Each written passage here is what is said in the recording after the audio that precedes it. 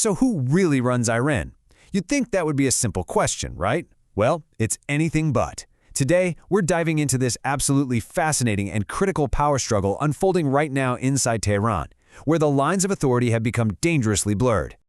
Okay, so picture this. It's April 18th, 2026. You're in the Strait of Hormuz, in one of the most critical waterways on the planet. And over the radio comes this incredibly defiant message from a naval officer. He's from Iran's Islamic Revolutionary Guard Corps, the IRGC. And let's be clear, these guys are a huge deal, a massive military force with incredible political and economic clout. And this officer? He's making it absolutely crystal clear who he thinks is calling the shots. But, and this is where it gets crazy, on that exact same day, Iran's official government, the one you'd see at the UN, their foreign minister goes public and says the complete opposite. He announces the strait is open for passage. Total contradiction. So wait a minute. You've got an IRGC officer on the water saying one thing and the official government saying the complete opposite. This isn't just, a simple mix-up. No way. This is a massive window into a really deep internal conflict. And that brings us right to the core question of this whole explainer. Who is actually in charge in Tehran? All right, to really get what's going on, we have to rewind a bit. We've got to go back to the source of this whole mess, a sudden, dramatic power vacuum right at the very top. And look how fast this all went down. Early 2026, an operation takes out the longtime supreme leader, Ali Khamenei. In all that chaos, his son, Mushtaba, gets appointed to take his place, and the reports say he was put there under some serious military pressure. But here's the kicker. Since that day, crickets. Absolute silence. We're talking no public appearances, no statements, no orders, nothing.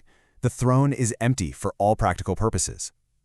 And that silence, that's the heart of the problem, right there. When the person who's supposed to be in charge is completely silent, it creates this huge vacuum, a real crisis of authority. I mean, with nobody visibly steering the ship, a power struggle wasn't just likely, it was pretty much guaranteed. So the big question is, who filled that void? Well, this is where things get really interesting. We get to meet Iran's shadow rulers. Think of them as a powerful group running things behind the scenes, parallel to the official government, a classic state within a state. So here's the bottom line. The real day-to-day power is now in the hands of these three guys. You've got Ahmad Vahidi, the head of the IRGC, who's basically the main decision-maker. Then there's Mohammad Bakr Zolkadra, who makes sure strategic orders are carried out. And finally, Mohsen Rizai, the military advisor who's pretty much shaping policy while the supreme leader is, well, absent.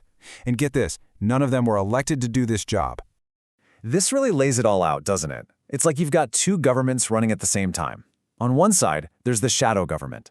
That's the IRGC leadership. They control the military, the intel, they make the real strategic calls. And on the other side, you've got the official, constitutional government with the elected president, Masoud Pezeshkian. He's got the title, the symbolic authority, but when it comes to actually enforcing decisions, his hands are pretty much tied. And this is exactly what experts mean when they talk about a state within a state. See, the IRGC isn't just an army, it's this whole parallel system, with its own money, its own political power, its own military command, and it all runs completely independent of the official government. And yeah, that power isn't just about guns and soldiers. It's also about money. A lot of money. The IRGC controls a huge piece of Iran's economy. We're talking everything from construction and energy to telecommunications. And here's the most important part to understand. This economic empire means they fund themselves. They don't need the state budget. And if you don't need the government's money, you're pretty much immune to any political pressure they try to put on you. Okay, so this whole two-government setup, it creates a massive headache for the rest of the world. I mean, think about it. If you're a diplomat, who do you even negotiate with? Who's the real boss? This leads straight to a super frustrating and honestly, pretty dangerous diplomatic stalemate. And this is what we call the diplomatic paradox. It's a frustrating loop. So diplomats from other countries come in, they talk to the official civilian government, they might even hammer out a deal, sign on the dotted line, but actually making that deal happen, that's up to the military guys, the shadow government. And they can just turn around and say, nah, we're not doing that. And that's that. This quote from the source material just hits the nail on the head. It says it all, really. The fundamental question isn't what you agree on. It's whether the person sitting across the table from you has any actual authority to make it happen. So you might be thinking, okay, this is an internal Iranian problem. Why should I care? Well, this is why. This power struggle doesn't stay inside Tehran. Its effects ripple out across the globe. And it all starts right back where we began, at that critical choke point, the Strait of Hormuz. Look, when you have a government that can't even agree on whether a waterway as important as the Strait of Hormuz is open or closed, that's not just a political headline you scroll past. For all of Iran's neighbors, and frankly for the whole global economy, it's a huge red flag. It's the kind of thing that comes right before a major economic shockwave.